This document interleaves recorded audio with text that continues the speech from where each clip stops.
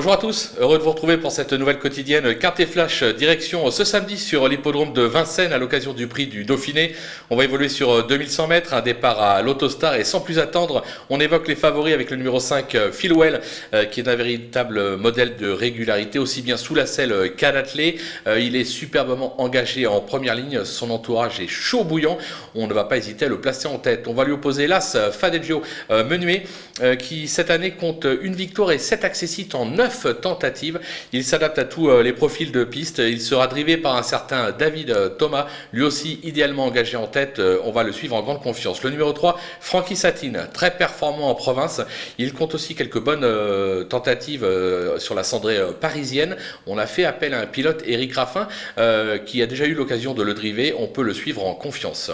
Parmi les opposants, comment ne pas évoquer le numéro 2, Farinelli Paulois, qui se plaît sur cette piste et sur les courtes distances. Il a maintenant 2 courses dans les jambes sur la montante, il peut faire mal également. Le numéro 7, Fast Time, son bilan sur cette piste n'est pas flatteur.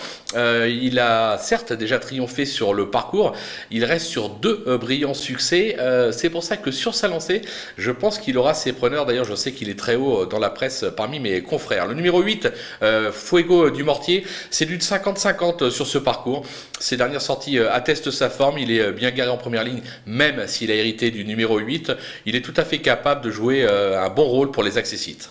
Mon petit coup de poker, ce sera le numéro 12, Forever Mix, qui est franchement décevant, on va pas se le cacher, mais qui se plaît tout particulièrement sur les courtes distances, sur les 2100 mètres notamment. On a fait là encore appel à un certain Franck Nivard pour le driver, même en deuxième ligne. Francky la main froide peut faire des merveilles, on va s'en méfier. Les outsiders, avec le 13, formidable mec qui retrouve le parcours de son dernier succès. Il affiche d'ailleurs 100% de réussite sur les 2100 mètres. S'il se sort de son numéro derrière la voiture, il est tout à fait capable de venir accrocher un petit lot. Le numéro 10, First Destin, qui vient de renouer avec le succès, c'était au Croisé-la-Roche. Il s'est déjà placé sur le parcours. On a fait appel à JMB.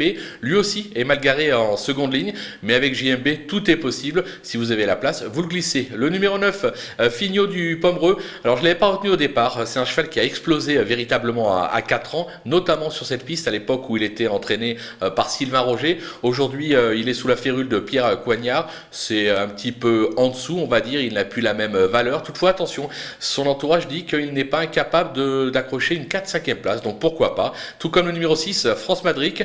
Cette fille de Timoko semble surtout à son affaire sur les pistes plates. Ces dernières incursions parisiennes ne sont pas excellentes. Mais là encore, son entourage en escompte un rachat. Donc si vous avez la place, moi je ne l'ai pas gardé, vous la glissez en fin de combinaison. Du côté des délaissés, il y en aura 3 avec le 4, justement, Flora Suédoise, qui a surtout été vue sous la selle ces derniers temps. Ce n'est pas une championne. Certes, elle est entraînée par Thierry Duval d'Estaing, mais pour moi, ça ne suffit pas pour la glisser sur un ticket. Le numéro 11, Fabuleuse Fligny, souvent décevante. Elle sent un petit peu mieux lunée cette année, comme on dit, comme elle vient de se placer sur l'hippodrome de Caen, donc c'est plutôt bon signe.